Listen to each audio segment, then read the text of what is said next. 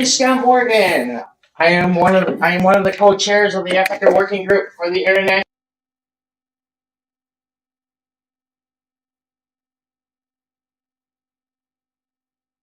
I want to thank you for attending afternoon's events, and I wish to take this opportunity to thank Mark Tooley, President of the Institute for Religion and Democracy, for hosting us at this event. Mark, could we give Mark a round of applause, please? The International Religious Freedom Roundtable operates as a safe space where people of all faiths and none we've met for more than 12 years to raise issues of religious persecution, prisoners of conscience, and has at this time over 800 networks, and over 800 groups worldwide in their network. As members of the Africa Working Group, we undertake several activities. We draft and circulate multi-faith letters.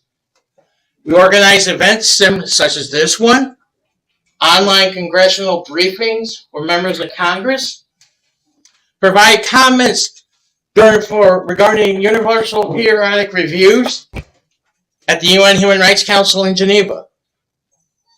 And we also provide country-specific information regarding religious persecution to both USERF, the United States Commission on International Religious Freedom, and the Office of International Religious Freedom at the State Department. When it comes to religious freedom in Africa, the situation there presents both opportunities and challenges. Often these challenges are overshadowed by other concerns regarding governance or condemning the actions committed by non-state actors.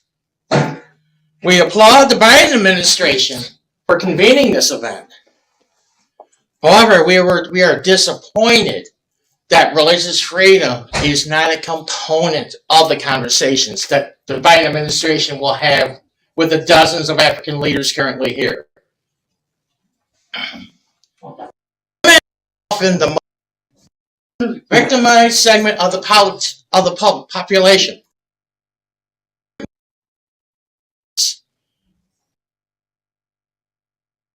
In the African Working Group, on behalf of Miriam Ibrahim Sudan, who actually gave birth to a child while in leg irons in prison.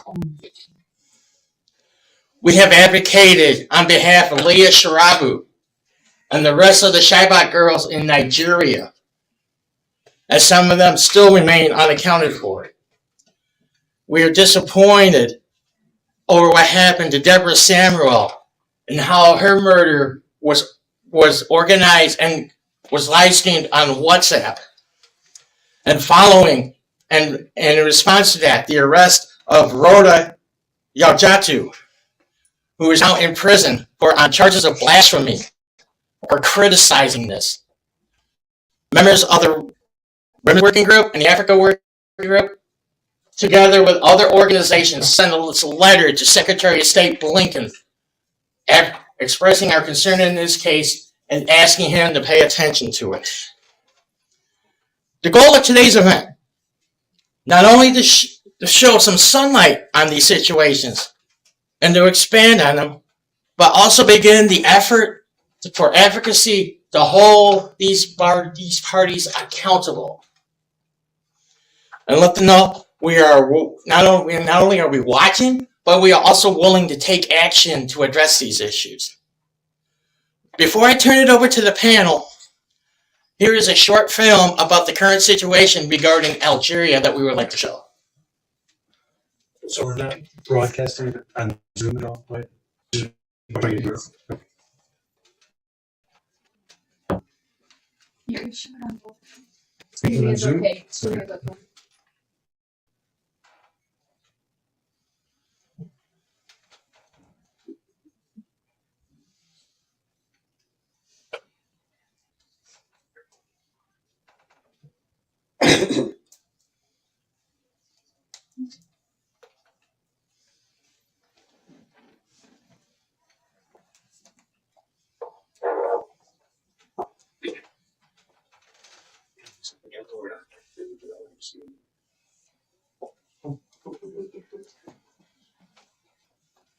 So this is going to take me seconds.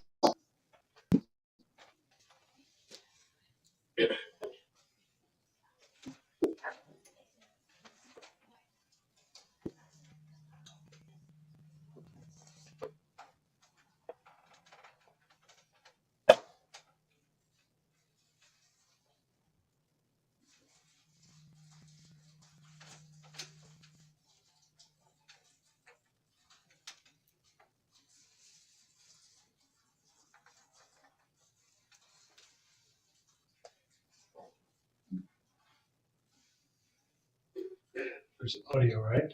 Yeah.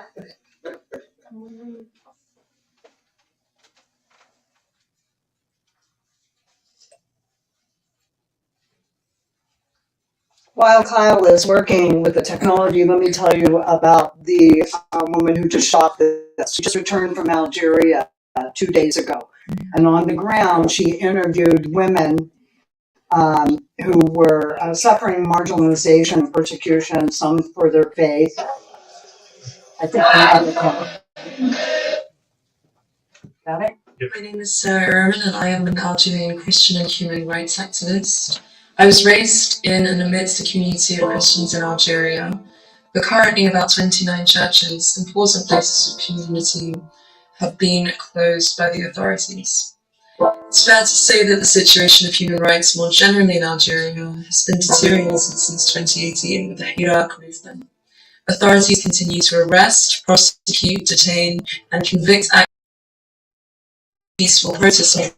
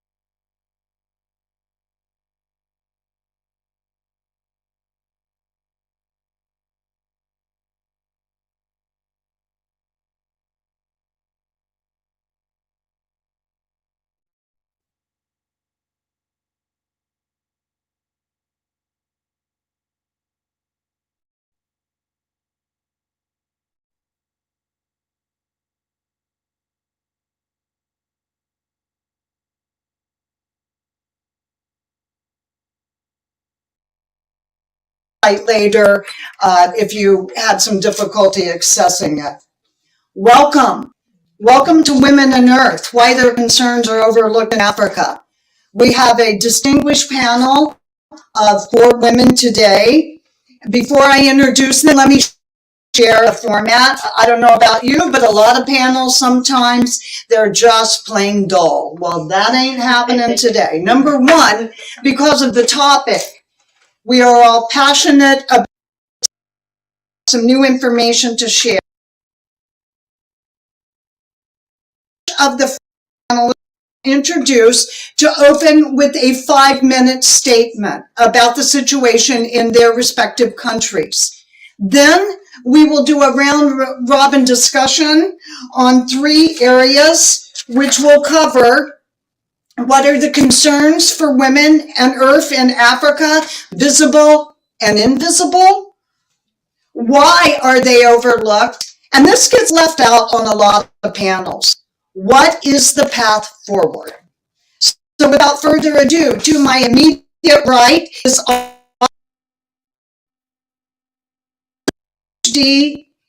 human rights fellow at Makerere University. She is also the executive director of Islamic Women's Initiative for Justice, Law, and Peace, and she is the global director of Family Law Reform Alliance of Inclusive Muslims. Next, to her right is Elaina Fowler, the FWMgroup, a Federal Affairs Associate for Secular Strategies, and she is a former Chief of Staff to Texas House Representative who served as an honorary consul to South Africa. Judith, to her right, Chair Nwana of the Coalition for Dialogue and Negotiations and a steering committee member of the Cameroon Humanitarian Relief Initiative. And then last but not least, Dr. Gloria Puldu, president of the Leah Foundation and global director Give Her Voice. So again, Ashah will be focusing on Uganda.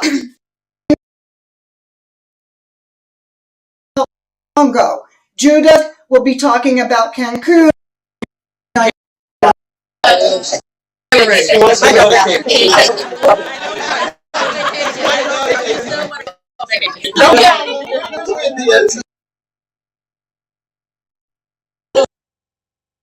I love Cameroon.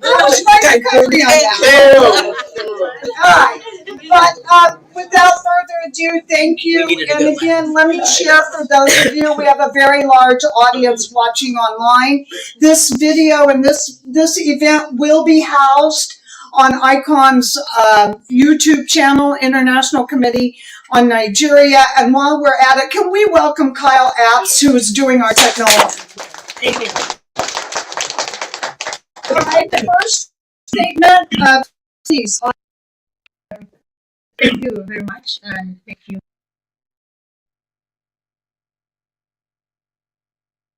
Issues affecting women in the world, and particularly I'm from Uganda, and I'm deeply concerned with women's rights, and particularly Muslim women's rights. As you may be aware that particularly in Africa, quite often live in very challenging lives. Where I come from in Uganda, women live in great adversity, and this is characterized by things like child marriages, sexual violence, and sexual violence also coming from even their intimate partners, where we have things like marital rape. Unfortunately, it's not talked about in our legal system because they assume that when a woman marries, they waive all their rights exclusively, and that man has a right to you.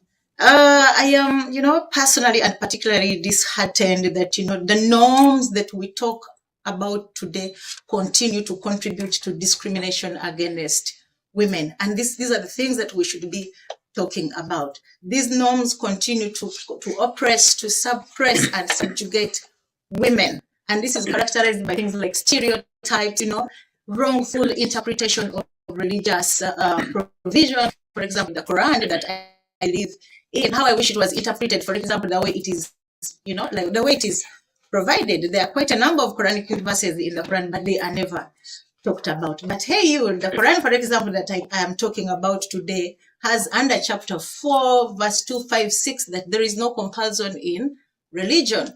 You cannot force anybody to, to follow God. Can you let them, take their path and, go to their God their way? Thank you very much. Thank you. Next, we'll hear from Elaina. Good afternoon. Roundtable for the opportunity to speak on this important yet overlooked topic. In preparing today's presentation, I had several thoughts on how to embody the leadership qualities and strength of African women. Today, many of us are superficially assimilated to believing that the colonized history is the only history of African women. To understand why the concerns of women in Africa are being overlooked today and their religious freedoms, we must look back at their matrilineal roles in the political, social, and religious and economic realities of pre-colonial life and how capitalism has led to their current day atrocities. When colonialism came to Africa, women played a substantial leadership role in the society. This is contrary to their female European counterparts, who experienced gender-based matrimonial servitude rules. The English projected their gender roles into a complex society to transfer the economic structure to grow in a capitalist economy without knowing the large role that African women occupied from labor to market to home. However, their fundamental misunderstanding of the extent of African women and their role in their participation in society and economy served as an impetus for women's participation in the resistance movements against the colonists. While the original motive for colonial policy was strictly African women's defiance and resistance forced a response from the colonists and expansion of policy. This in turn resulted in the first dismantling of the African family and the communal structure in their society. As colonists pushed and imprisoned resistant African women, colonists went further to impose re-education of African women and that would be appropriate for roles to satisfy the English. African women who were once held in high regard in their communities, families, and for economic prosperity now experienced imprisonment, slavery, and exploited their labor for foreign policies that destroyed their economic way of life. Hence, colonists failed to recognize that of Africa and the economic health of Africa were intertwined.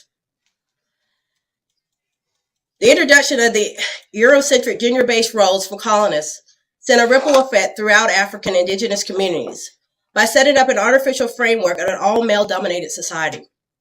This set an unprecedented framework into motion and created division and conflict amongst the once friendly and peaceful tribal communities and caused resistance within the family unit.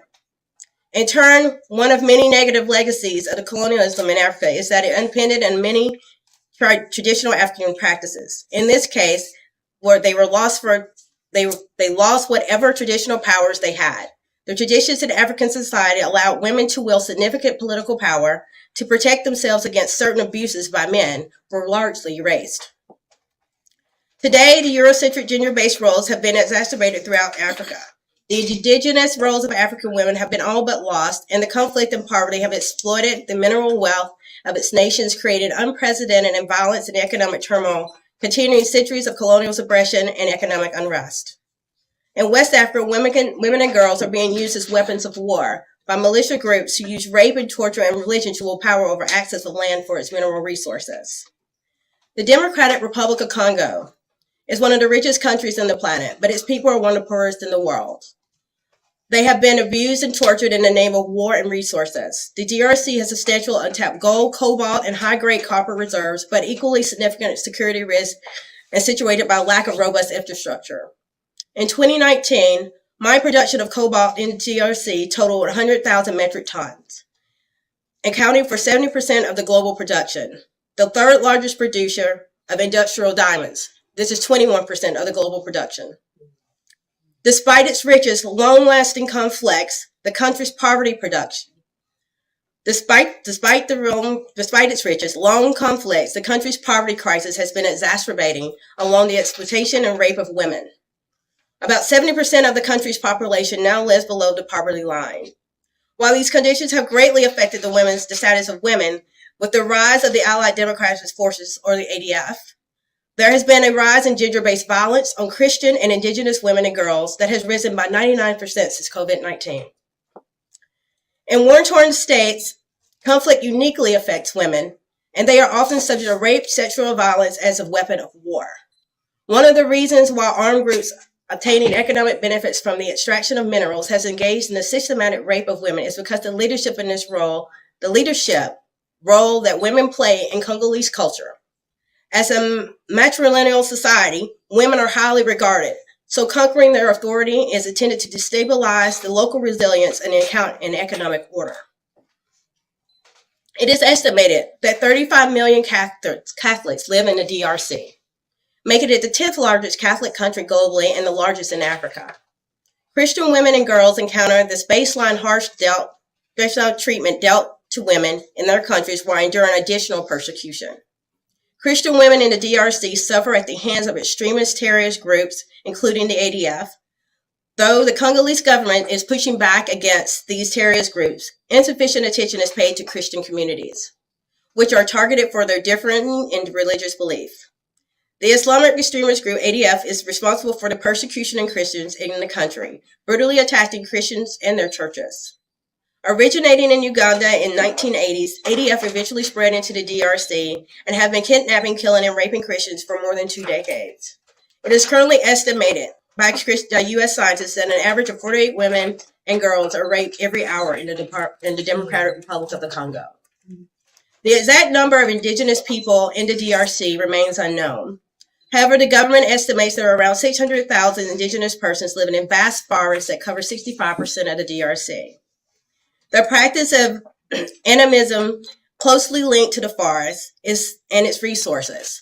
They live from hunting, gathering, collecting, fishing, and they treat their illnesses with the help of the pharmacopoeia and medicinal plants.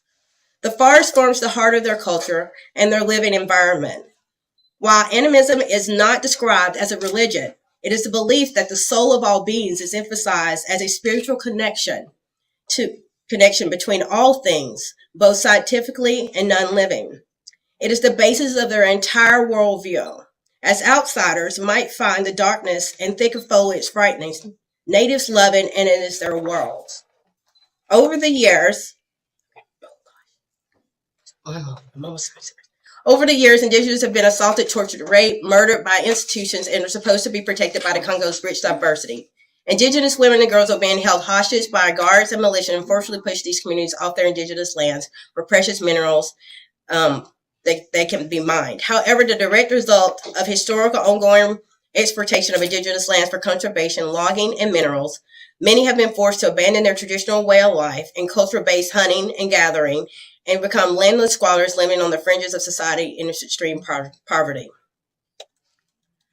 In closing, I will say, African women play a unique role in their communities and must continually challenge the silences of history and entail the fight against patriarchy and the state powers inflicting political violence inherited from colonialism. This history must always be revisited, where women must assert their agency despite the brutality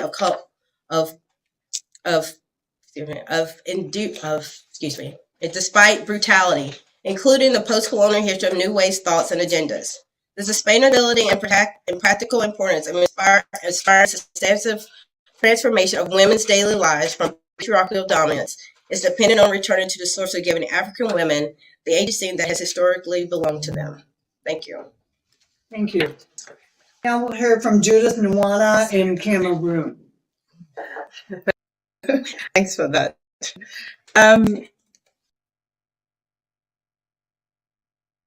Group and the Women's Working Group of the International Religious Roundtable for giving us this opportunity to have our voices heard during this consequential few days of the US-Africa Leaders Summit.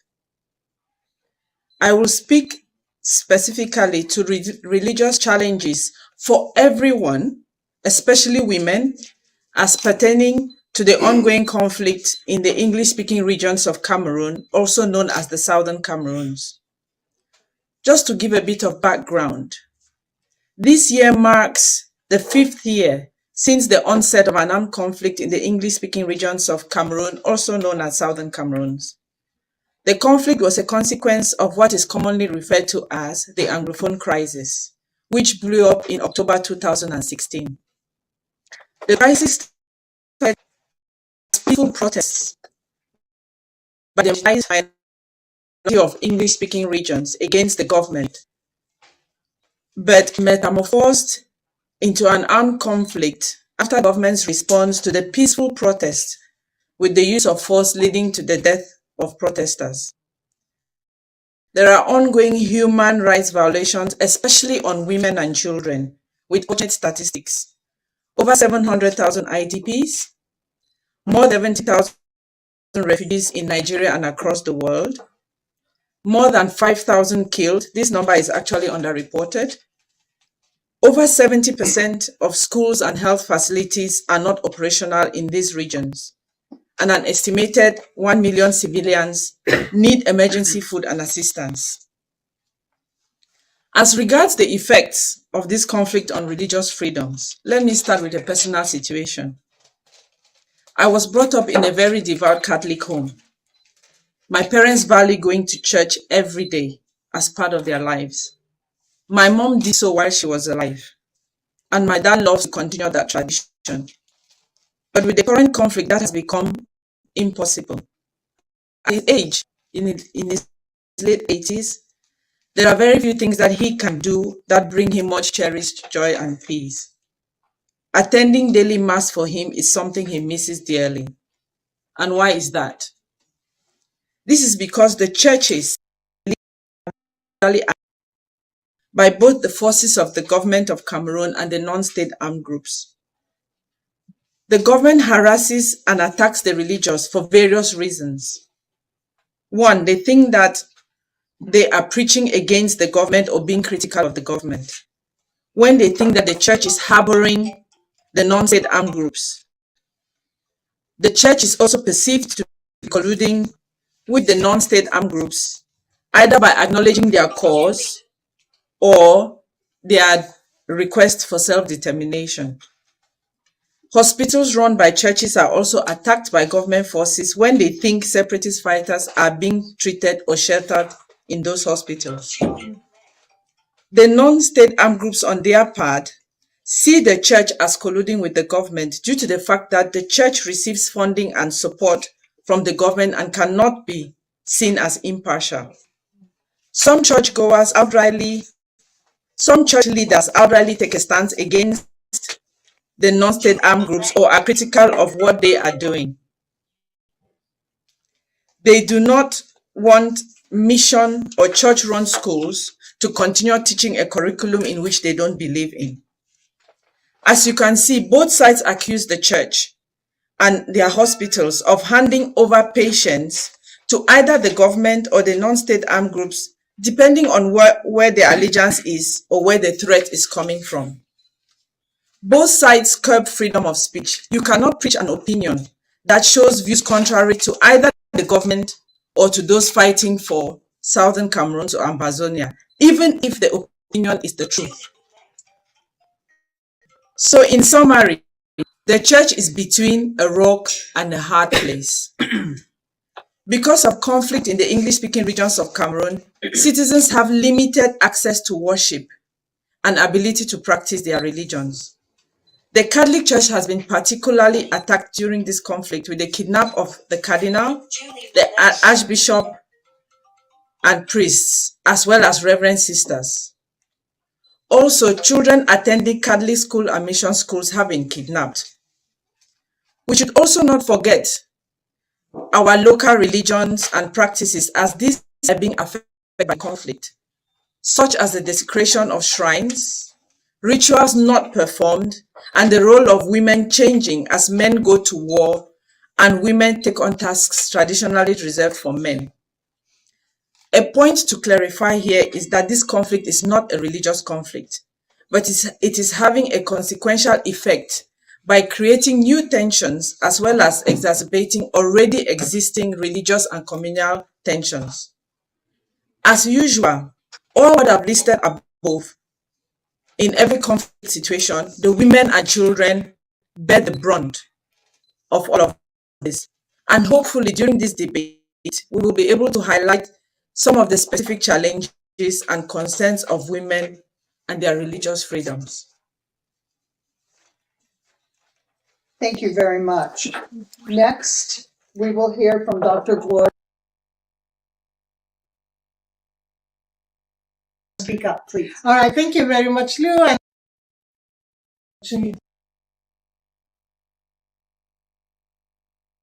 That made this possible for us to be here. And as these amazing women were talking, I thought they were talking about Nigeria. It's the same thing, it's the same evil that is just being repeated in everywhere. You are our neighbor, Cameroon. I didn't know all these things was happening. So thank you that you are sharing, because it sort of brings in not comfort, but just to understand the perspective of how evil our world can be. And it is one single evil that we are all fighting, because it's the same color in Nigeria, the same color where you are. So for us, usually when I want to start any talk about Nigeria, I want to encourage myself by saying, stronger women, stronger nations. When you have a strong women, then you are building a strong nation. The stories of Nigeria, it's not new to this, especially those of you that are all seated here, because we have said it over and over and over. And as far as we are concerned, I represent a group of people who are about 49.4% of the population of Nigeria, and that is women. We are over 220 million people in Nigeria. We are virtually like half of that country, and half of the country you have also Christian and Muslim population evenly divided.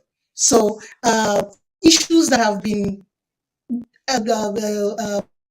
destroying our country is mainly from Boko Haram terrorists. And now Boko Haram terrorists, as far as we are concerned, has mutated into different kinds of terror groups. Another one that is coming up that has been destroying the north central part of the country is the Fulani herdsmen. We just call them now not herdsmen but militia, because they are carrying weapons and repeating the kind of terror attacks that Boko Haram were doing in the northeastern part of the country. And it's not just now the north central part of the country, moving from Boko Haram northeastern to north central. Those of you, if you're seated here coming from the southwestern part of Nigeria, know that it has reached the southwestern part of the country. We can remember of the attack on Catholic Church in Owo, where people were killed, and it involved women and children. If we go through statistics, first of all, I would say, when I compare the statistics of Ukraine, and by the way, please, I'm not undermining the war there, but I can see that by December 11, 2022, it's about 6,755 people that died in Ukraine. And it's a war situation, a full-blown war, What about Nigeria? In 2021, we had 6,600 people, Christians, that were killed in one country that is not in a full-blown war like Ukraine. It's not in the news. It's not being talked about. America, as of today, as I speak, I'm so sorry, my tears are just here, so just pardon me. I wonder why Nigeria will be removed from the country of particular concern. If we can have this kind of statistics and people don't care and don't give it up. Half of these people that I'm speaking are women and girls. Women and children, women and girls that are paying the latest price for that. They have mentioned so many that happen, rape, abductions, kidnapping, the deaths, the forced marriages, all these issues are what is happening. And they are all caused by these terrorist organizations. What do they say? They say they have a superior ideology. And as far as they are concerned, I'm so happy that you mentioned the Quranic verse. That's religion is not, you don't hurt anybody. But that is what they do. They take you, they want to convert you, they want you to forcefully convert, and then seizing young girls. Let me use the example of Leah Sharibu, who I advocate for. She was 14 years old, a young Christian girl in school. And when she was taken out of all the 110 Muslim girls, she was the only Christian girl. Leah is still in captivity 5 years down the lane. Chibok girls who are mostly Christians are still in captivity 8 years down the lane. And these are just the faces of few of the girls or the women that are paying a very huge price. So for us in Nigeria, it is terrible. And it's a great honor that we can sit here and talk about what is happening in Nigeria. Why are the concerns of African women and girls not being addressed? Why is it silent? Why do you know, I think I will stop there. Thank you, Gloria. Violation of religion, of freedom of belief, impact aspects of the lives of men, women, and girls in Africa.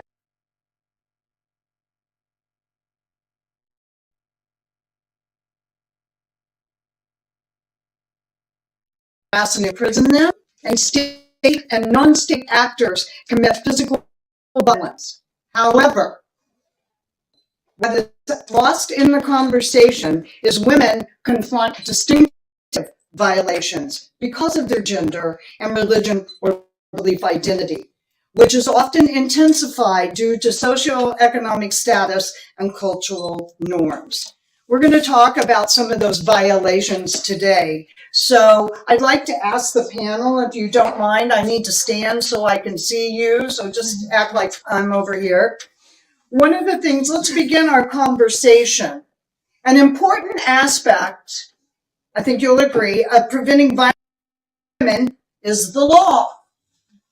However, the law is not self-implementing, with most of legislation regarding women's rights are among the ones with the ongoing increase in violence. So I'd like to say to the panel, one of the first issues is the lack of before we get into the things you normally hear, probably have not focused on the lack of access to justice. So I'd like to ask the panelists, I'll begin with you, to my right, and then whoever wants to talk about what does that look like? And can you speak up? If you can. For a second. Thank you. Thank you very, very much. Once again, of course, that's a very great question.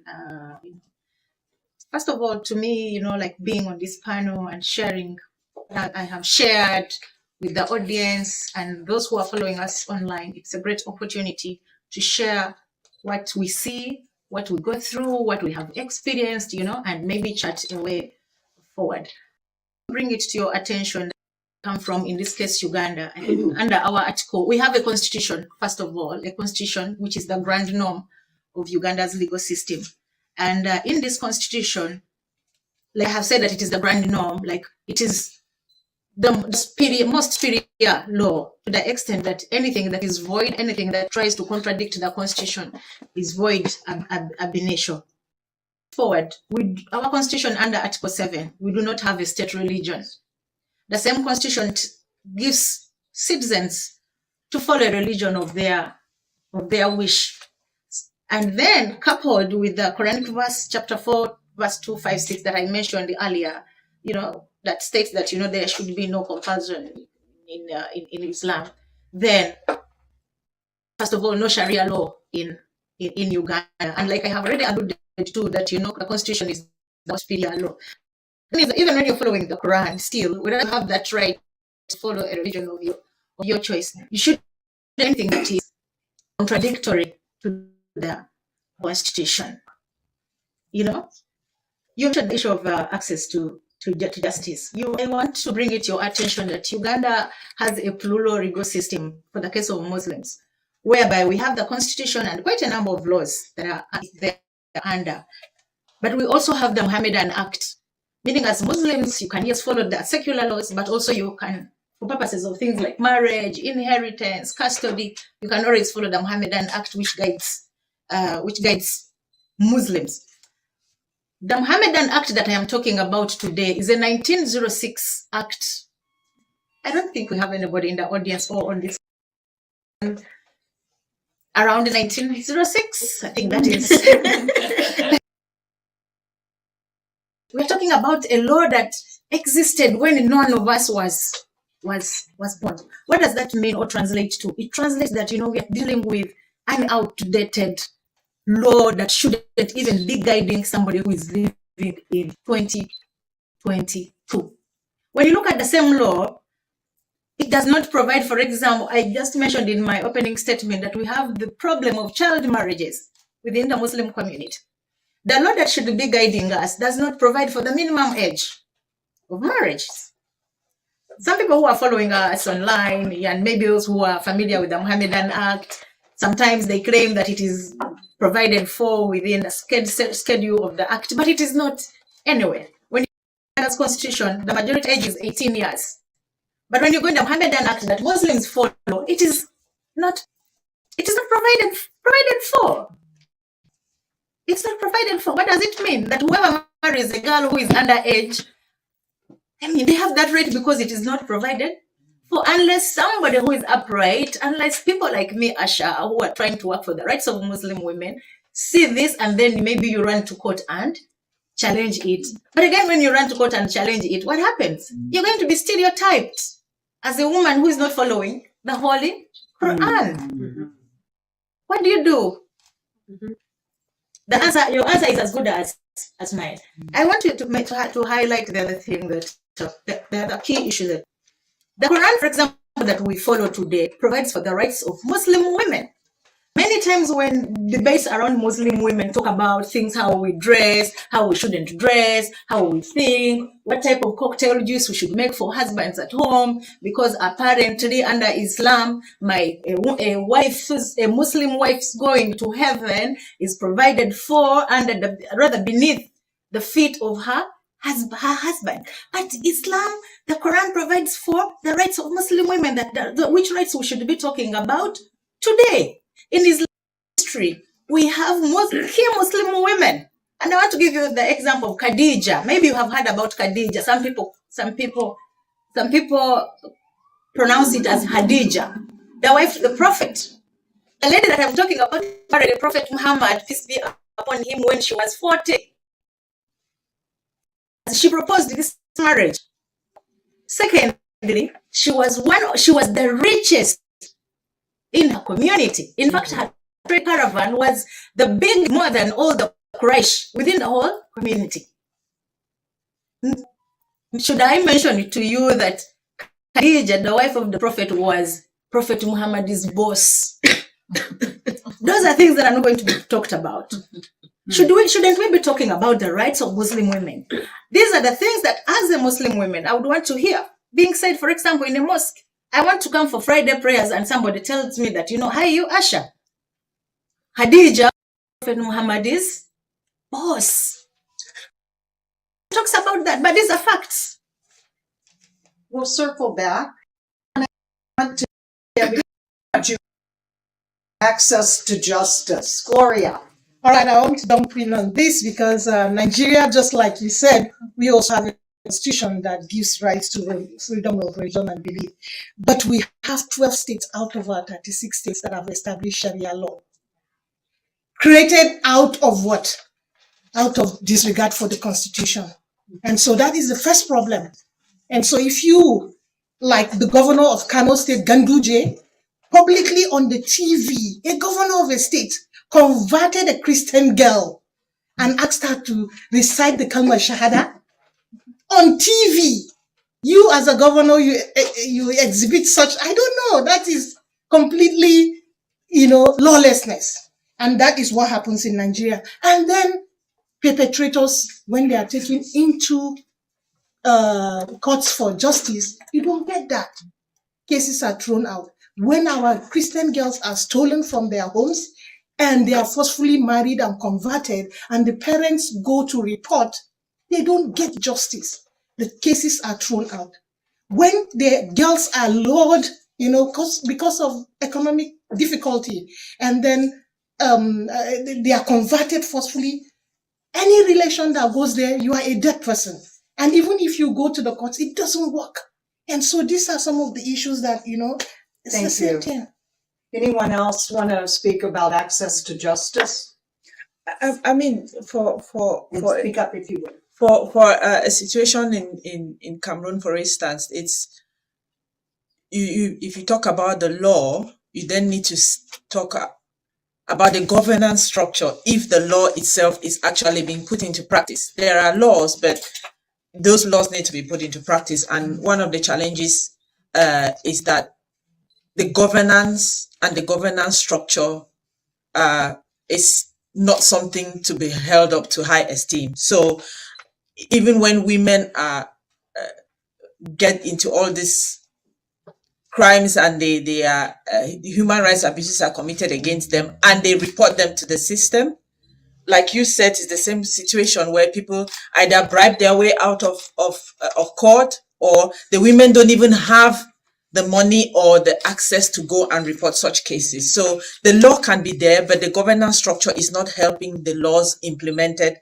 to be able to protect women, and women are not able to have access to that. And we all know it's a male-dominated environment, it's patriarchal. So a woman actually having the courage to first of all take up an issue in court is already a big feat in itself. So for me, looking at the fact that the law is there, yes, you can, but if the governance structure is not there, it really doesn't help, which is one of the things that has actually fueled the conflict that's going on in the English-speaking regions of Cameroon. Elaina, do you have something to add? Yes. And speak up, please. Yes. In the context of the DRC, they also have in their constitution a freedom of thought and conscience and that of religion. But due to political unrest and economic turmoil that's continuing to happen there, the groups are overtaking this and just disregarding all around. And like she said, the governors are not paying any attention to local authorities. The government is then on and not really paying attention to what's going on. And they're really just really suppressing the whole issue down. While the DRC also has a family code in regards to reporting like domestic violence and things of that nature. A lot of the women in the DRC don't even know they have a domestic code of violence in which they can report. And that was passed in 1998. And on top of that, because of all the political unrest, majority of the young girls and babies being born in the DRC do not have birth certificates. So young girls are undocumented, going throughout the DRC, growing up, which also provides a large range of services in which they can have access to, such as healthcare, education, things of that nature. But without that, they are very vulnerable to child marriages, rapes, tortures, kidnappings, all types of things in which you can't justify without having a proper documentation of who you are as resident of your home country. So. Thank you. So we assume I want to swing back, but you touched on something. They don't know the laws that are on the books, whether they're implemented, which leads me to access to education. You always talk about access to education, and we should in the Middle East and Afghanistan countries. Do women, because of their faith or religious beliefs, what is their access to education, and how does that have a ripple effect on defending their rights and their countries? Who wants to begin? Would you like to begin? Go ahead, please. Can I just add something on access to justice? Yes, and because she's a lawyer, she's going to come back to justice. So I'm going to give her some grace, and we're going to do that. By the way, she's a fabulous lawyer. Please, one comment. Go ahead. One And speak up. Thank you very much. But I'm a lawyer with a purpose. I just want to bring to your attention that in the Uganda's constitution that I mentioned earlier, and you can always familiarize yourselves with the constitution of Uganda and see how interesting it is. The constitution we're talking about is a 1995 constitution. The 1906 is the Mohammedan Act, so leave it for now. So with the 1995 Constitution of Uganda under Article 1291D provides for Qadi courts or Sharia courts for that matter. And in that article, it says that, the Parliament of Uganda would in time, like after its promulgation, go ahead and, come up with a governing law that would establish Qadi courts. We are in 2022. We have never seen these courts. Why do we talk about them today, and how are they related to women? Majority women use these courts. We have informal courts that the Uganda Muslim Supreme Council went ahead and, informally, came up with. And when you visit that, for example, if you visited that so-called Sharia court or Qadi court, it's just an open room like this, one like this. So you, the woman who is seeking access to justice, you come in, maybe you file your case. The other litigants are here. First of all, you have come even to report maybe a domestic violence case. You've come to talk about your dear husband, and all the litigants are in this room. Everybody is listening to your problems. The judges are all male. In this modern day and era, should we be having judges who are only male to listen to women issues? Definitely, that is something that we should really get rid of, like in 1995 when the Constitution came into play. In regard to the issue of education, we have a full Bill of Rights within our Constitution under Chapter 4, where a number of rights are provided for. One of which being, we have right to education. The law or the legal framework does not stop women and girls from going to school. But earlier I mentioned in my opening statement that we have like deeply seated, cultural and religious norms that are aligned to women, where those who interpret religion think that women are not supposed to be going to school, to the extent that you should be seeking permission from your husband. Remember, I told you that somewhere they claim that a Muslim wife or wife's going to heaven is beneath the husband's feet. So if you are a wife and you want to go back to school, then you have to choose either to go to heaven or to be a disobedient wife and go to school. Okay. Thank you. Judith. Education. Education in the English-speaking regions of Cameroon, like I said earlier, where the conflict has been going on for 5 years now, a lot of the schools, especially in the rural areas, have been. That's already in itself a closure for a lot of women going to school, and that has caused a lot of early pregnancies. Women have gone into prostitution. Some are just left are refugees and have gone out of the country. Some are IDPs displaced within the country.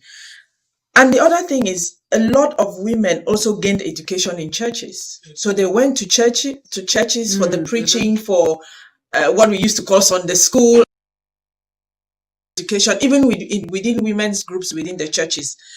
But as we all know, there's also an issue of access now to religion in those areas of the country, because, as I said earlier, the churches are being attacked by both sides.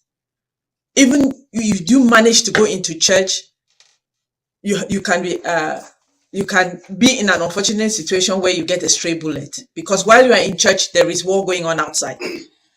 So all those avenues for women to get educated are being slowly closed down. In the rural areas, a lot of the smaller churches have shut down because of security. The priests have also left. So women now have to trek longer distances to go to church. And that puts them in harm's way for attacks. They are easily captured for forced marriages. There's rape. And some of that rape ends up in pregnancies. Some have to go for abortions.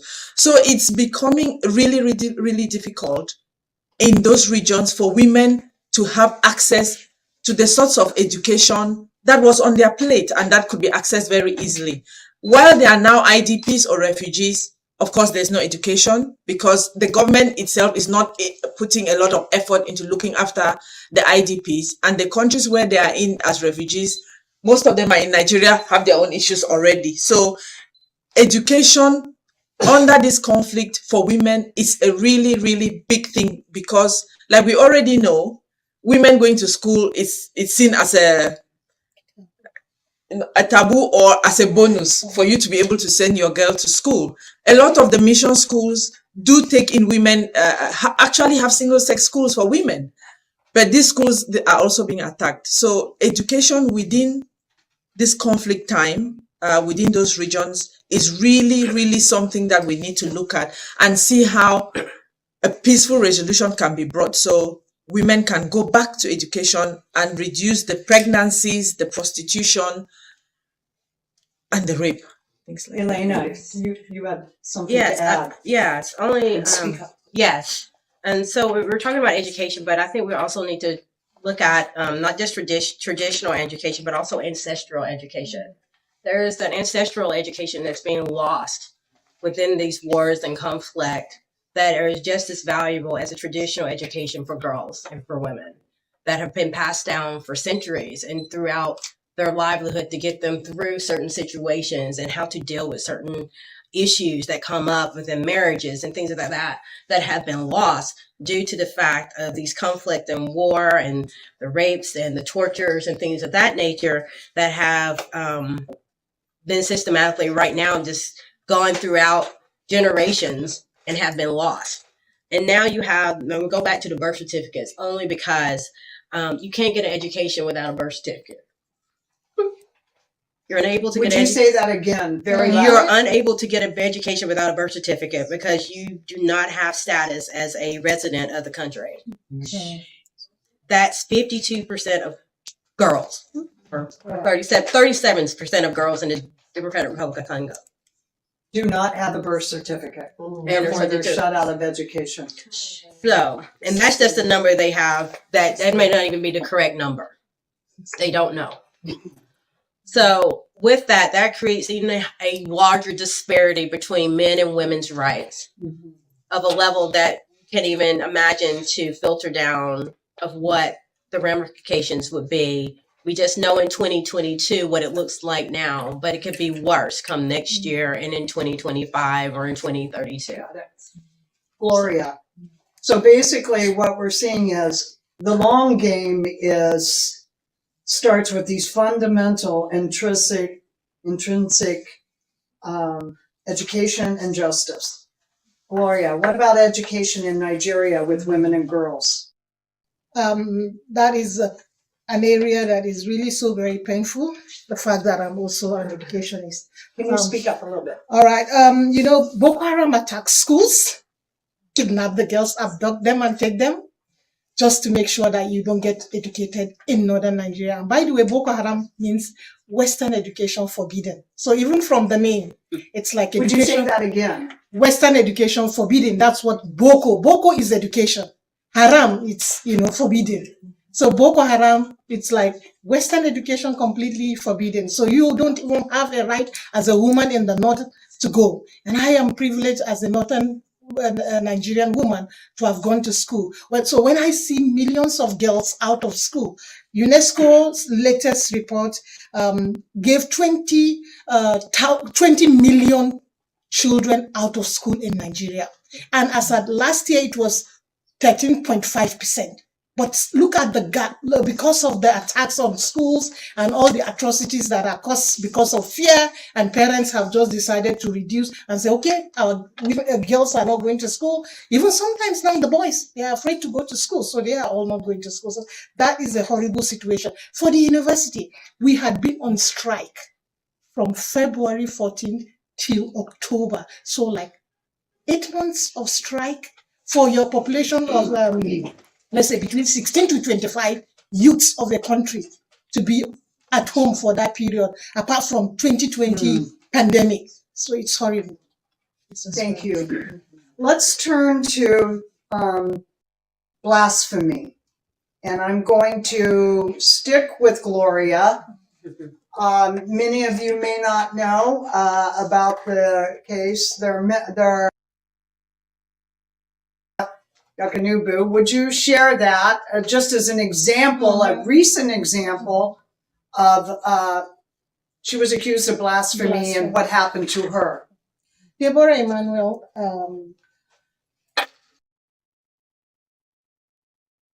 May the 16th? Oh, the 12th, thank you. Was stoned to death in her school premises. Not a secondary school, a higher institution. It's like a university. And educated people stoned her to death for mentioning and making comments on the WhatsApp platform that was created for assignments and other things. But because she said stop posting religious comments on this platform. I don't want this nonsense on this platform. That caused her death. And she was accused of blasphemy. And it's not the poor, illiterate, or terrorists on the street, but educated people, educated classmates, schoolmates, colleagues that stoned this girl to death. And the military, the soldiers, or the police, the security, whatever they are called, were standing and watching. Just this last year. It's really very sad. Ashah, would you, for those, I assume everyone knows, would you give the definition of blasphemy? Just, I mean, seriously. So, if for those who may not know, who are watching or. Blasphemy in my context would mean, you know, like somebody having like acts or making, it could even be sound or words that are like against the other person's religion. For example, thinking that maybe your religious beliefs, for example, are maybe more superior, or even thinking that the other person's religious beliefs, maybe shouldn't be followed, and or if they should be followed, they should be followed in a certain way. And like she just said, the girl who was stoned to death because a group of people thought that, you know, her religious acts or their religious acts that they believe in were not being followed in a manner that that should be. So what's really disturbing here is not just governments overlooked or it's perpetrated by them or non-state actors. These are normal citizens. So on the spectrum, correct, of how far this has become embedded and accepted, when normal college students do not react and level a charge of blasphemy in these 4 countries, it is taken seriously. And on top of that, there's no recrimination for what they're doing. Before we turn to why we think they're being overlooked, women, are men put into forced marriages? Are men abducted? Are men raped? I'm sure it happens, but can we speak to some of the uniqueness? And we know it happens, but how does that scar them for life with their families, with their ability to sometimes go back to their homes, with their ability to work and get an education after they've been through these things? Let me go to Judith first. Sorry, what were you asking? We're asking about what is the impact that women experience exponentially more than men because of their faith. Yeah, I mean, like I said earlier, for women, especially when they get raped, one of the consequences, like I said earlier, sometimes that rape ends up in pregnancy. One of the questions we normally ask is to the church, for instance, what is the church's position on things like that? Because those women, is either they accept to now become single mothers or they go for an abortion. Young girls are abducted and taken into forced marriages.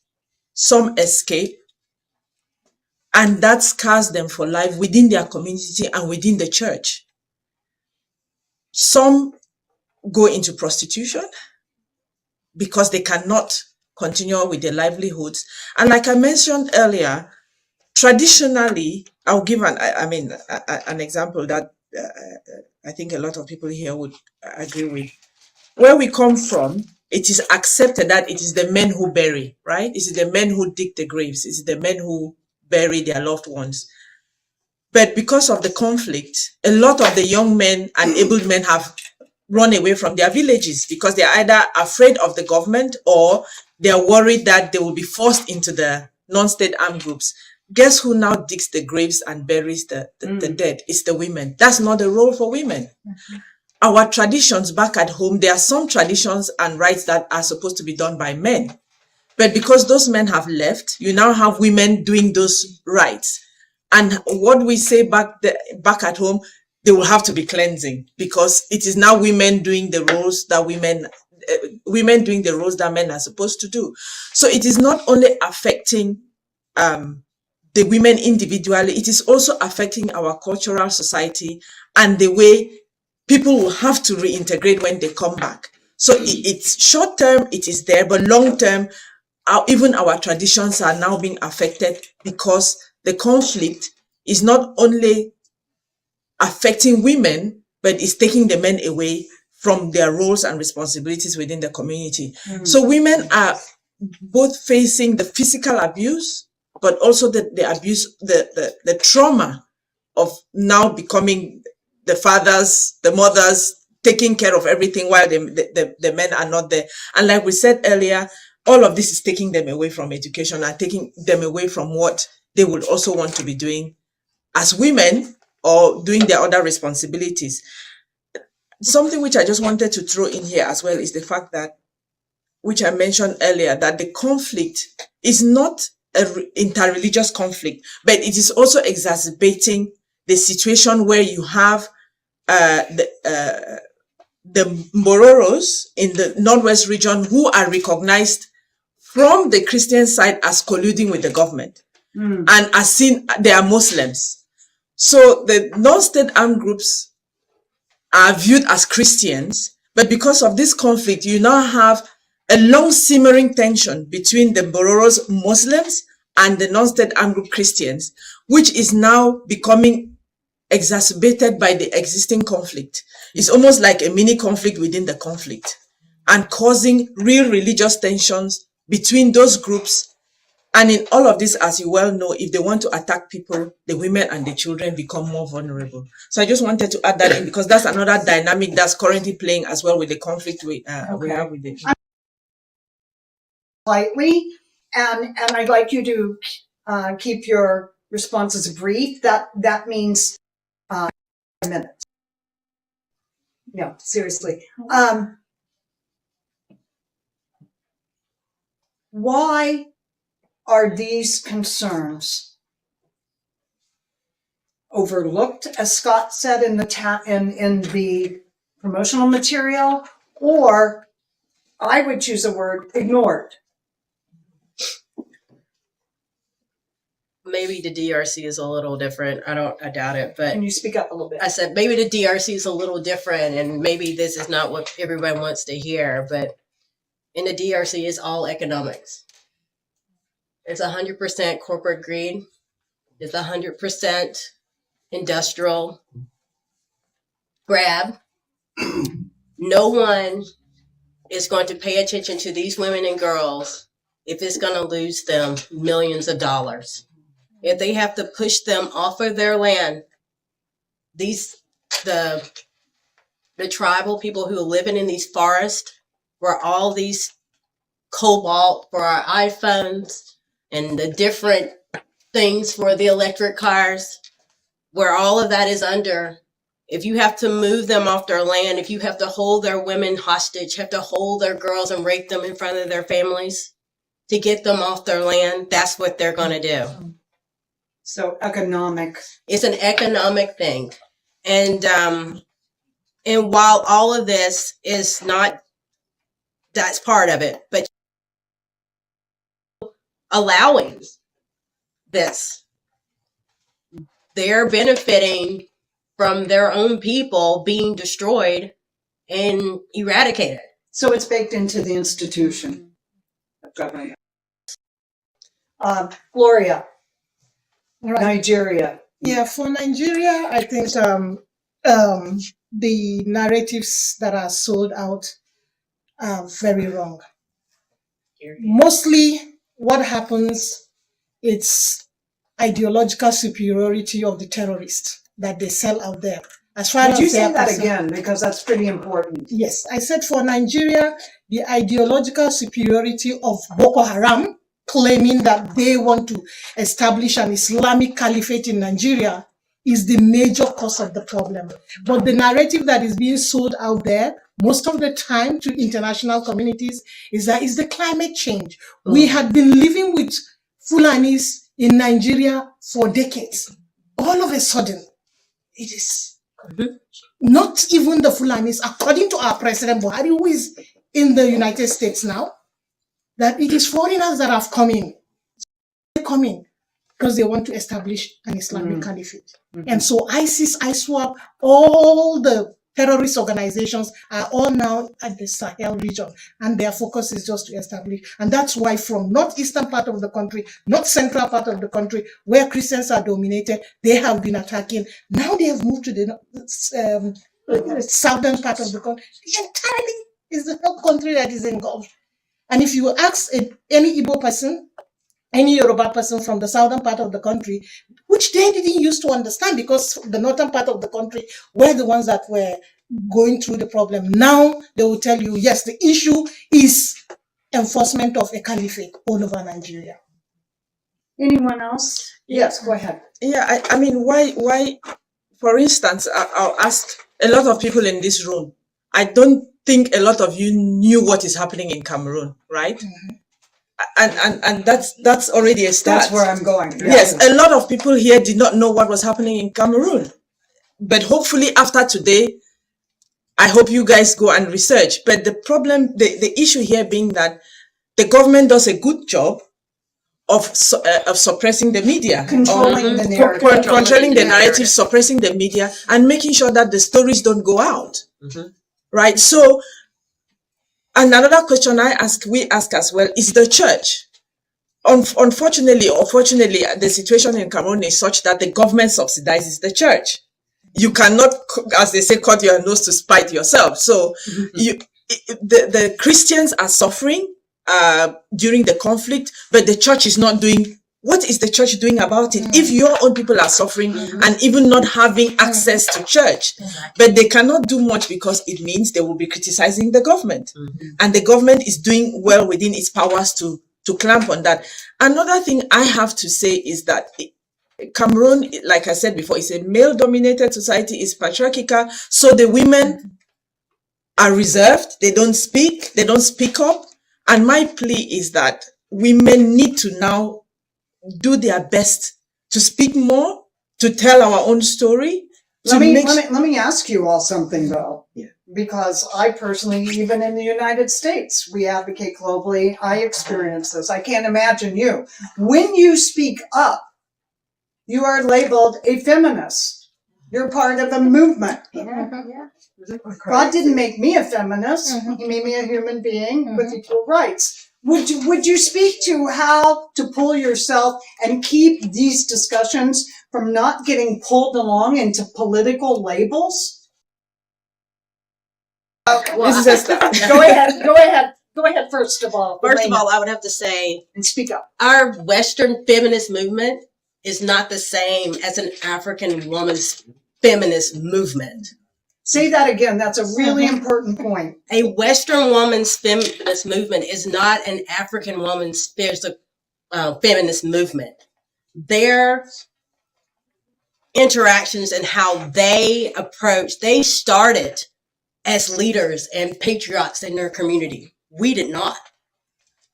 They started as the leaders and patriarchs in their communities. Wow. They have to regain that voice back. We were trying to gain a voice we never had. That's very different. Yes. Gloria?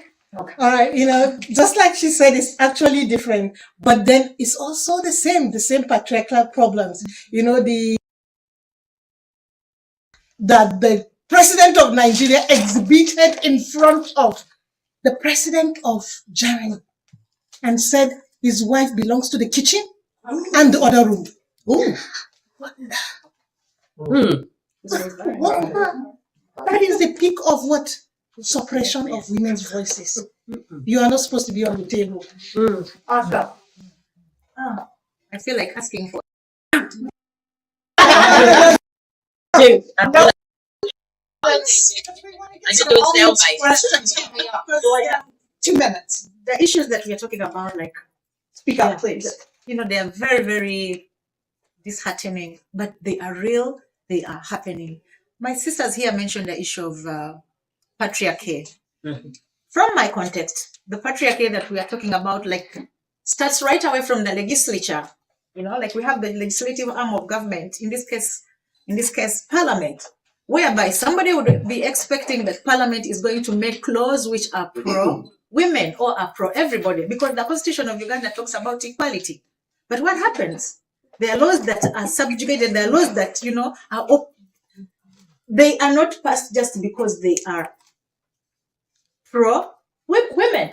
But again, on the issue of patriarchy, I've always many times mentioned that there are female patriarchs.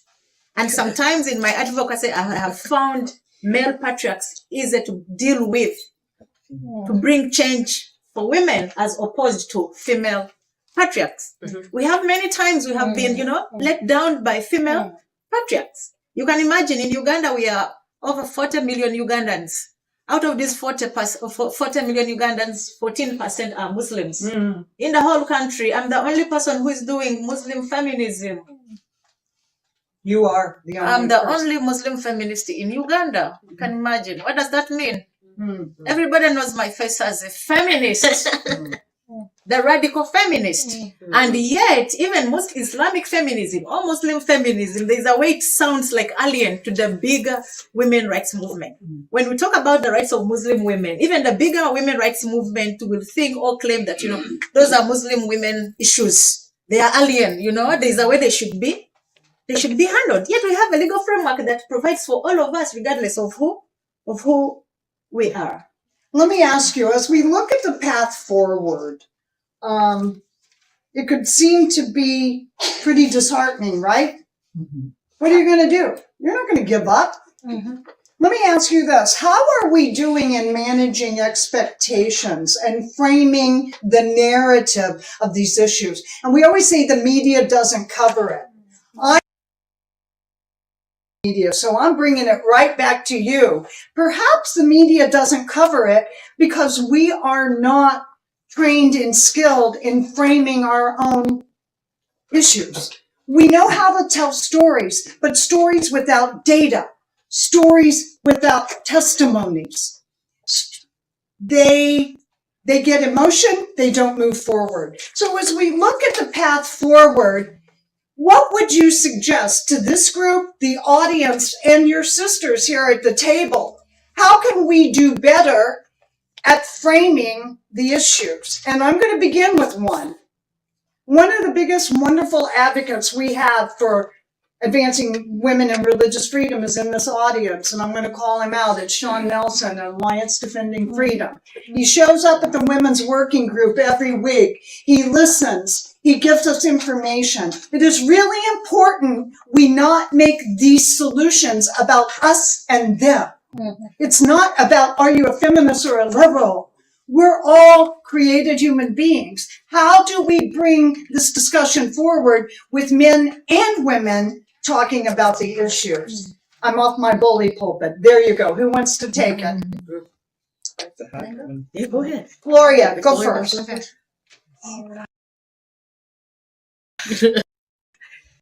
So I was trying to take notes. What am I speaking on? You're Sorry. speaking on what's the path forward? Okay, How can okay. we do better? All of us advocating, not women in the corner and one man showing up having the courage. Yeah. I mean, we must do it together. Yes, exactly. So for me, Speak up, please. for issues that concern Nigeria, I will want to first of all recommend that our voices should be heard. We should be constantly giving platforms like this to speak out and be encouraged and not to be pushed back, but give us that opportunity so that you can hear us out and give us the encouragement that we can get. And also, I want to encourage everybody here, if you want to speak concerning Nigeria, please speak to your senators, their new congressmen, let them place back Nigeria in the country of particular concern. It was a movement forward because when we had that, the terrorists and all the state actors and the non-state actors knew that the international community was watching. And so it was slowing down activities of the terrorists. But when you remove it, it's like, oh, thumbs up, continue. We just move forward. So if you can pressure that, that will be helpful. And then secondly, also, I also want to plead that if you could also help the Nigerian girls to go to school. Education is very important. Very, very important. How we are going to hold our governments responsible, because it is education that has brought me here, that I'm able to sit and talk, and the confidence to. So if every other child has the right to go to school, that would be. Let me allow others to say before. Anyone else?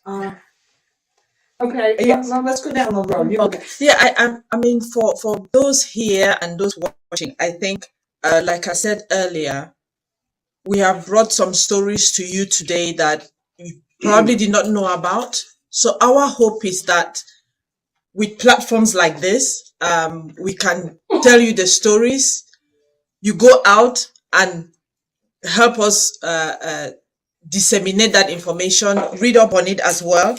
But what I will also say here is not only to the people out there to help, but to us, to ourselves, the victims, to be able to learn, tell our story and tell the true story, as you said earlier, with facts and figures. But let's come out and tell the true story and do it together, because one of our disadvantages as well is that we are too fragmentalized, or we are too disunited, where one party is saying thing and the other one is saying another. So we need to be able to come together, tell one story, tell the true story, and hopefully have partners like yourselves and arenas like this to be able to tell the world what is going on, and hopefully people will use their various platforms to highlight the plight of African women and Elaina, freedom. thank you. So from the perspective, and thank you all for having us speak today, because like they said, a lot of this is pretty new to some of you, but not to all.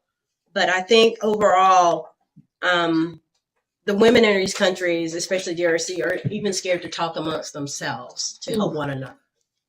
And that's something you really have to build a sense of trust and bond. And that's something that the militia and these groups wanted to do. They wanted to break that bond. And that is something that is cultural and ancestral that they've all had. And going back to that, that is something where you have to rebuild from within. And so in speaking of that, and what Gloria also mentioned is schooling. Schooling is number one, but in the DRC, like you said, so many are without proof of identity that this is not even an option. So I think for the DRC step, we're really putting, not just focusing, so much on the DRC is focused on the climate and the minerals. And yes, that's huge because it is causing a lot of the unrest, majority, all of the unrest that's in that country. But focusing on the people that are in that country, who are in the country and who are being impacted by all of this political unrest is key, because they're losing entire generations. You're losing entire tribal heritages over there. People are dying off in droves. And when you lose an entire heritage and eradicate them from the face of the earth, there are no more. So I think we're looking at something greater and something bigger here, but yet the story is being not muddled down or watered down, but it's being an oversight to the minerals and the things that are happening. Hijacked, yes. Ashah, we'll wrap up with you and then we'll take a few audience questions. Okay, thank you so much. Speak up. Me, I think in this modern day era, we shouldn't be, pleading for rights of women from anybody because they are God-given, they are inherent. Nobody should be begging for rights. We should be coming to such platforms to celebrate the rights that have been given to us. We are glad that countries like Uganda, Cameroon, Nigeria, and quite a number of others, have like a very strong legal framework. They have ratified, conventions at the legal framework at the international level, which conventions are never implemented. Some of these, have already been domesticated in national legal frameworks, but they are implemented. How I wish we could rather go ahead and implement them. But on the other hand, like my sister here, Gloria, mentioned that, you know, we need to tell these stories by ourselves because we have faced them. But we cannot do this. We need partners like yourselves to come and tell these stories. I want to end by sharing with you a small example. In September, this story is in regard to how the media portrays our stories out there. In September, I made a presentation at Capitol Hill, and Morgan was in At Catholic University, right? Okay. Yeah, and Morgan was in attendance. I made a presentation, and you know, of course, they took my pictures, and then the media in Uganda picked up the story, and on the top story was the Muslim feminists renewed their demand for Kadikot's Sharia, which is okay, like, you know, Muslim feminists. So when you see the story, Muslim feminists, you expect to see the picture or the photo of a Muslim feminist. Not so.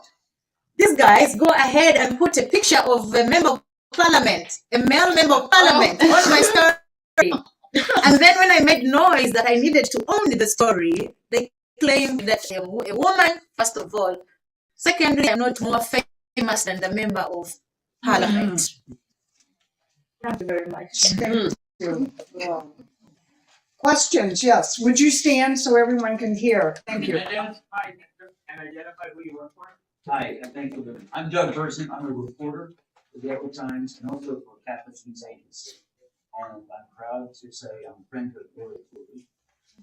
And I'd like to ask a question to Ms. Mwanga. I'm sorry, I don't know you, but your last anecdote, very relevant. I can tell you that for 4 years, I've been trying to do stories. Newspapers and others who pay me to write stories about Nigeria. I never do. And one of the first things I do when I'm starting a story, I couldn't find local sources in the states to care about the issue. Because in the news business, if you don't have Americans who are weighing in or have a leverage on the story, editors don't care that much about it. Unless there's an earthquake that kills 50,000 people, they don't care. I mean, I would like to challenge you. How many of your Nigerian papers are covering big events in Brazil or are covering big events, you know, in Kazakhstan? Well, they usually don't have much relevance. So I would like to ask you, I think all of you live in Africa, some of you may not be there anymore. How many of you have a linkage to an expat community in the United States or an American church, Catholic or Protestant, that has expressed outrage about the atrocities that are happening in Nigeria and have spoken out publicly? And I don't think you have one. I'm willing to guess that. Thank you for that question. Did everyone hear it? Everyone heard the question? So again, for those of you online, if you didn't hear it, the question to the panel is, do you have someone who's advocating for you in the U.S., an expat community, a church, or a faith community to help your story come from the U.S.? Let's go down the line quickly. Gloria. Yeah, absolutely. I think everybody Kyle, Didi, all of you, Sean, everybody, I think. Yes, we do. We are part of this community and my church. So the answer, they all said yes. The disconnect is, how do people in the media or others who want to invite speakers? You said, we want to be on your panels. They don't know who you are, so hopefully they do after today. But how do they access and tap into those? Are those advocates speaking locally, or do they have facility? Are they speaking nationwide? The advocates here in the U.S. for the work you're doing. Maybe to just throw you a little bit back, we have partners, like from my context, we have partners here. The only problem, those who have dealt with organizations, you know, that their capacity, you know, related issues, sometimes in terms of, you know, things like funding, you know, like the legal framework, sometimes constraints on, you know, the partners that would be supporting our work. That is not to say that we have partners just like the other colleagues have said. What was it? No, I think that's good. We're going to take, so if you missed her, prevented from advocating for lack of funding, lack of resources for them to go out and advocate. Sean Nelson, ADF. Thanks a lot, Dr. Roth. It's been really fascinating discussion. I really appreciate it. Would you stand up so we can Oh, yeah, hear yeah, your really. question? Thank you. Appreciate it all talking. I had a question for Gloria. First, I think the implications of it can apply to everybody and to a lot of these contexts. There was a Reuters story last Monday that came out that showed pretty well documented evidence that the Nigerian military had been engaged in a systematic program in the Northeast when they were fighting Boko Haram and then ISWAP later since 2013, where there are at least 10,000 reported forced abortions that have been committed against the female victims of Boko Haram, people who have been kidnapped, raped, forced into their marriages, and then forcibly converted. And I think that story is one of the most horrifying stories I've ever read. Is one, it's a very clear example of the double victimization that can happen to women. We know that a lot of women, when you do have these terrorist incidents, when they're raped, when you have that, their community is often marginalized and sometimes rejected, and that reintegration is already very difficult. And then to have the military come along and commit such horrifying atrocities, I'm wondering how you and organizations that you've worked with help and deal with this sense where you have not only you might have non-state actors or terrorists committing their own atrocities, but governments that not only just don't care and that are, but that are committing their own atrocities against the victims themselves, and then even communities that seem very resistant. It's just this very horrifying nexus where people can be completely tossed aside.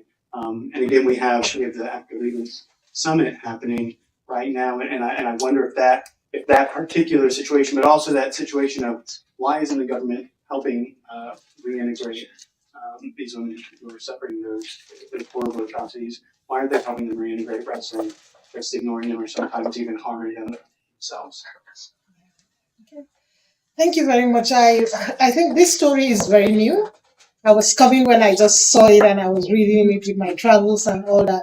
So the evidence for the reporters that brought it out, I think they have a lot of evidence because they are releasing the stories even in batches. So it's probably true, but I can confirm.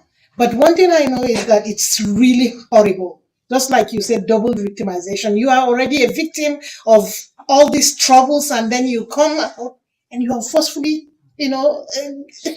made to abort your baby without even your consent, without you knowing, and all that.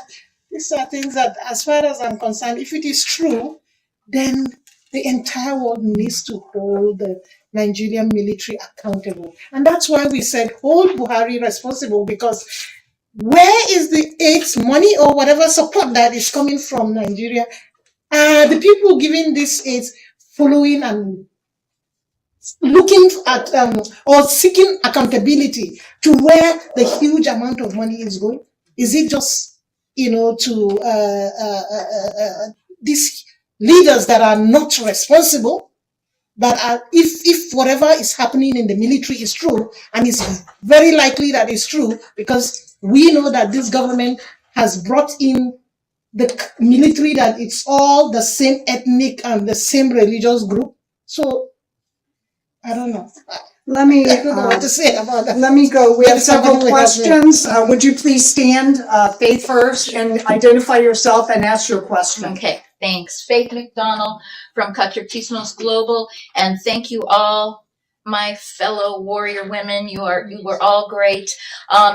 You talked about the false narrative that takes the place of truth, and I'm most familiar with it, of course, in Nigeria, and the evil of using climate change as a way to excuse what's going on. And I'm sure that kind of thing happens in all of your countries as well in different ways.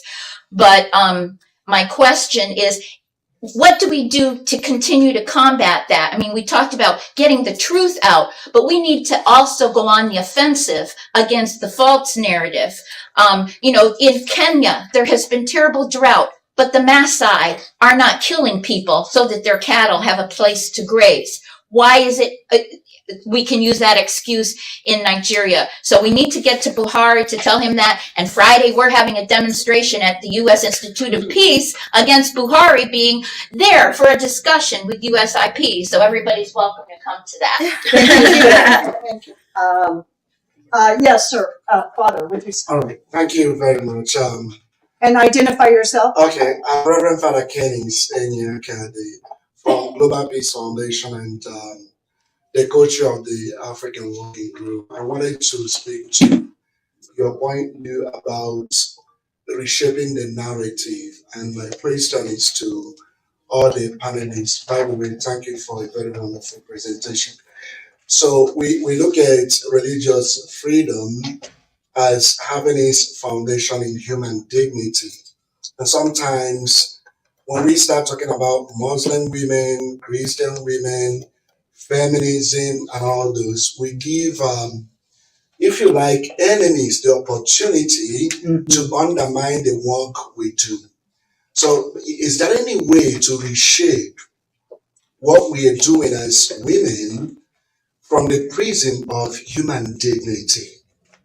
Instead of Muslim women, Christian women, feminism and all those, it's a human dignity issue. So what's the way going forward to kind of reshape this narrative in the most organic manner that will help us to reach out to humanity, because it's a human dignity issue? Okay, and we've got 3 more questions, so let's go. Anyone, only one person, panelists. Well, go ahead, Gloria. All right, so I Loud, think please. it's a great question, very great, wonderful question. I think, first of all, having us on this panel, Muslim, Christian, every other person, is the very first step of having peace and bringing peace together. But that does not mean we will sweep under the carpet and not discuss the issues that concern a Christian woman, that concerns a Muslim woman. So we should be able to have the confidence to speak without, I'm not fighting her, she's not fighting me, I'm not fighting her, she's not fighting. We are speaking so that we can understand ourselves and we can have a connection, and we'll be able to then project that peace, because it's the same human dignity that we are all fighting for.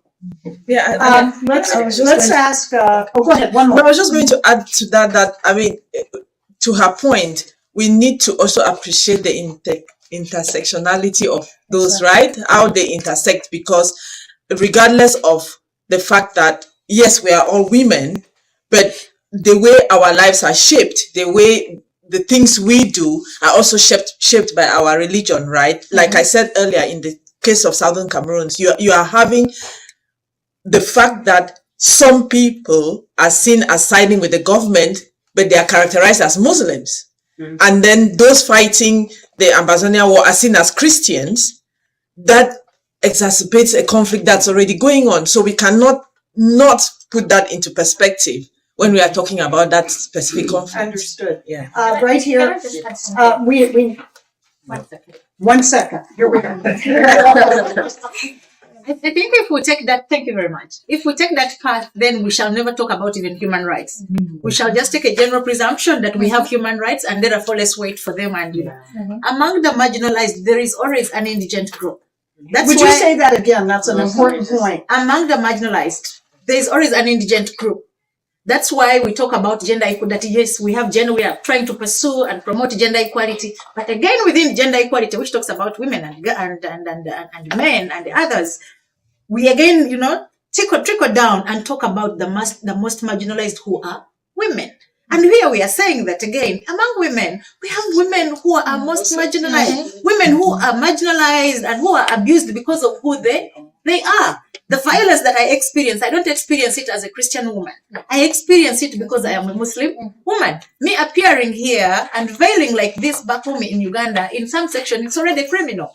So I'm not going to talk about my, the experiences and the women and the girls that I advocate for because of what they are not, but because of what they are. Of what they are. Front row, I'll get you. Would you identify yourself?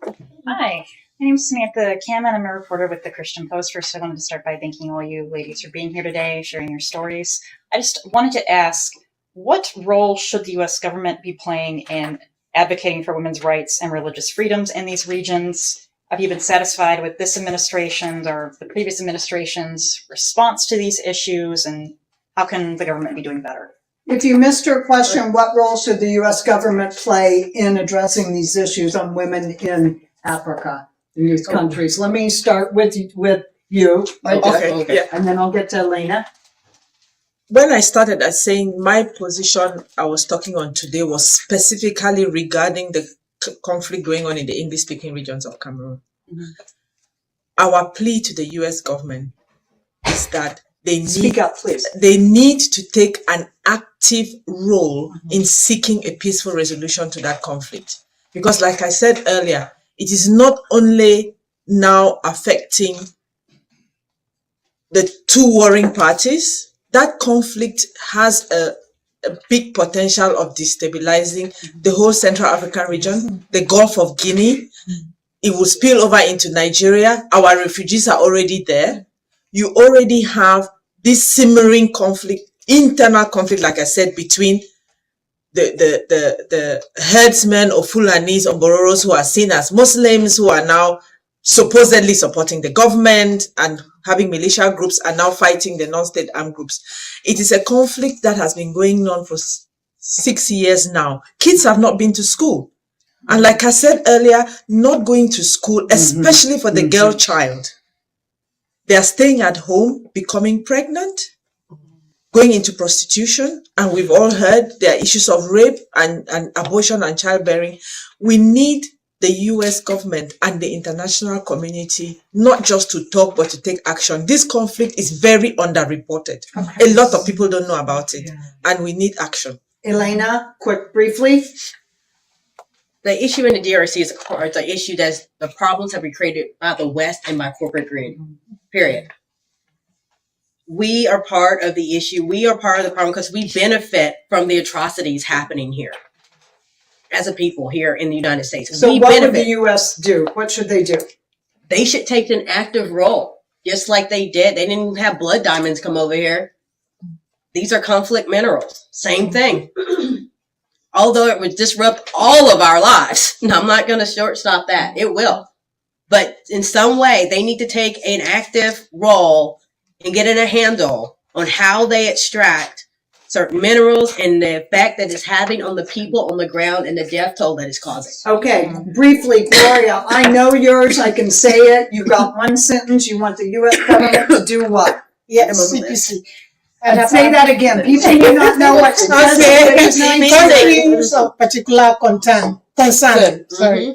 Okay, and do you have one the U.S. government should, briefly? I think that the U.S., it's high time like the U.S. government started to hold these governments accountable. Okay. It is very disheartening for me to come on this round table here, give you facts, give you data, then in the next day in the media, you're seeing support coming from the U.S. government to support the same government that continues to persecute people. Look, please, let me just make this statement. We have Muslims, for example, in Uganda, like being a Muslim, you're persecuted for, arrested and kidnapped for terrorism. These are acts which are done in broad daylight. We have seen wives of these suspects being arrested and kidnapped.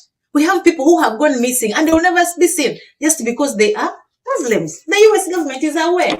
Okay. Should you, please, my president was here yesterday. Yes. Hold him accountable when he comes on for such forums. Okay, I'm working my way back. We have a lot of questions. Please be brief. I'm going to the back row, sir. Would you stand and identify yourself? My name is Sissoko, and I am a senior program manager with the... Why don't you walk up here? We can't hear you. I'm sorry, the room is long. Here you go. Thank you. My name is Baisu Sissoko, and I'm a senior program manager with the U.S. Department of Justice ADA Mediation Program. And I am from Mali as well. And we are going through the same things. A few years ago, those who are familiar with the situation, people have lost their arms. Some have been killed, prosecuted, brought to light. So the issue is pretty much... and your question? It's not just a question, but it's also a comment. I see that there is less African male voices, and we want to do something that we see as our fight as well. We have brothers and we have mothers and we have sisters. So, and in our culture, in our Kemet culture, the role of women is primordial. It's important. Our successes are actually valued, pretty much somehow measured to how we respect our sisters and our mothers. We're signing you up. So I would like to take a moment to acknowledge the advancement that's been done by our sisters and our mothers. Yeah. Not only we are going forward. We compare what's happening in Africa with the United States. Let's see what's happening to women here in the United States. Thank you very much. Thank you. But also, how can we try to see it in terms of conflict, and what is the intersection between conflict resolution and religious freedom and freedom of speech? Wow, that's wait a minute. If we unpack that, we're here till midnight. So he was saying, how does conflict resolution, freedom of expression, and religious freedom? I'm only going to allow one panelist to speak. You guys battle it out. Who wants to take that one? Yeah, who wants it? That's a big one. Anybody? No, yeah, I can try. All right, would you stand up so they can hear you? Because it's hard to hear in the back. I mean, to take that, I'm just actually going to pivot specifically. I'll take an example. The Vatican. I'm talking about Cameroon. The president of Cameroon is a Catholic. Currently, a conflict going on. And what I would expect is the Vatican, the Pope has been to Cameroon twice, which means Cameroon is an important country, right? So, if at this point in time, the Christians that he has been to ask to join his church are under so much stress because of that conflict, I would expect the Vatican that has been to Cameroon twice to do more. So that conflict resolution, where the Christians are being persecuted or are suffering because of that conflict, the Vatican should have a lot to do, not just say as they've been saying. They should actually have a lot to do. The Vatican is a state. They can even sanction a country. They can sanction their own constituent. So for me, the intersection between the church and that conflict resolution is for the church not only to come there when they are coming to talk to their sheep and get more sheep to join the flock, but to also come there when it is a conflict and make their voices heard. Not just by talking. Thank you very much. I've got a question. She's been patient in the front. Would you stand and identify yourself? Hello, everyone. I'm Camilla Lewis, and most recently, I work with Jubilee and the African Working Group. Jubilee and the African Working Group. Yes. And would you stand over here so they can hear you? Face us. Okay, so most recently there was an incident in Nigeria, where a family suffered kidnapping from a local church community, and that's how I came to this group. Now, when it was identified that there's a lot of turmoil in the region as it relates to the resources, and we're talking a lot about the resources of the land, that is a background or a backstory. Well, I'm here today to tell you that some of the same issues with religious persecution happen here in the United States as it relates to being a Christian. Some of the same women's suffrage issues of rape, childhood rape, as well as marital rape, they exist in the United States. But the focus and story of this summit is identifying Africa as a global resource network, and it's a strategic plan to, partner with technology and STEM and things like that. The same global strategy, because we're more similar than we are different, needs to be taken with as it relates to addressing the women's suffrage issues, as it relates to rape, as it relates to sex trafficking. Thank you. Yeah. No, I'm with you, but we're watching our time. And your question is? My question is, if we target the regions when we look at the data, because we have the data. If we look at the data and we analyze it and we target the regions where we have the most turmoil, where we also have the most, reported and unreported crime, could we not, as the United States, as well as partners with these nations that are represented here today, could we not come up with a targeted action? Because we're talking, but without a subsequent targeted action to address the issues that are raised, Thank you. then we're not going to get improvement. Thank you. Hold on. I just have a short question. Have any of your organizations that you've done have been funded by the State Department, like USAID or any? No. Okay, no funding. Let's go. We've got the woman there with your hand. She's been really patient. Would you come up, please? And we're going to wrap up in 4 minutes, so come on up. And don't leave because we're saving the best for last. Hi, my name is Tanya Nyati. I'm from Zimbabwe. I live in New York. I work in New York. I've been in this country 5 years. And the first time I came here, I'll be quick. So the first time I came here, I was one of the first leaders of an internet fight against Robert Mugabe. And I used to go and march at the UN, and I used to speak out when it comes. And then I realized something that a lot of people have been doing, that we always want to come and ask the US to help us. And I just always felt like, even when when our government leaders come here, they're coming here to ask for money. And they're coming here to us, and we are also asking them to help us from these people. And my question is like, what is it that we can do ourselves without actually expecting the US to help us with? Because I don't think we are their responsibility. And that's a great question. And this will be the last one. Let me just say, because of time, we want to be respectful. They will be around to answer questions and have discussion for a while. So I will start with Elaina, and then you each answer. And I say that we're having the summit here in DC because companies and globally want to reach more into Africa's resources, period. We do not want another, what you're saying is right. You don't need to reach out to us. We need you. The U.S., the world needs Africa, period. You have all the resources in abundance. Okay, let's go next. Anybody else? We're going to wrap up. People have to leave. Yes, go ahead, Ashah. Thank you. She's right that our leaders come here and, they come here to ask for help. Yes, because of the obvious reasons as to why they come here. They want to come here, and they indeed come here, get financial help, get all the support that they want for themselves, for their families, not for the country. And we are saying that, can we also reach out and look for partnership from where they get this malicious support to enable us to do work back home.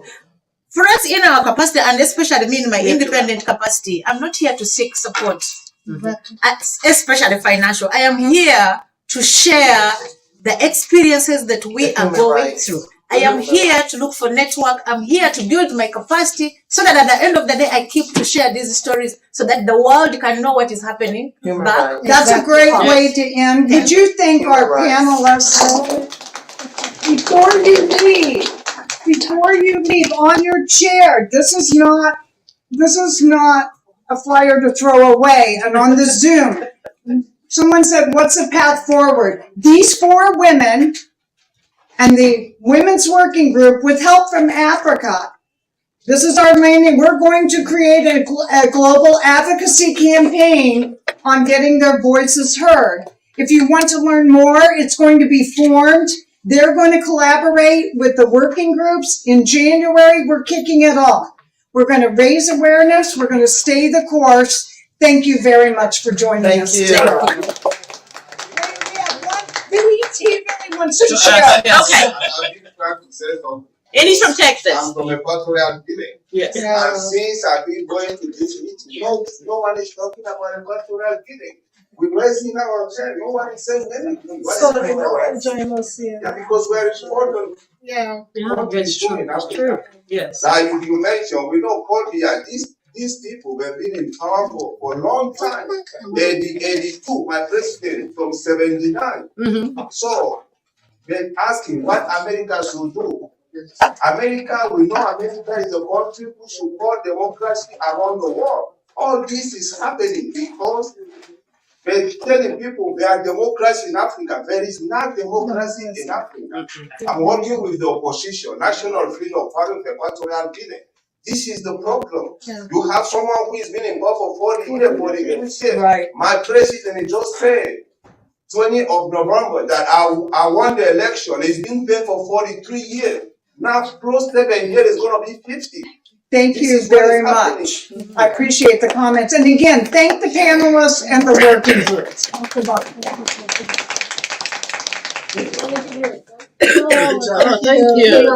Thank you. Thank you. Thank you. And I want a group picture, so don't leave. Can we? Amazing. Thank you. Good job. Thank you. Yeah. Can we get a picture? Okay.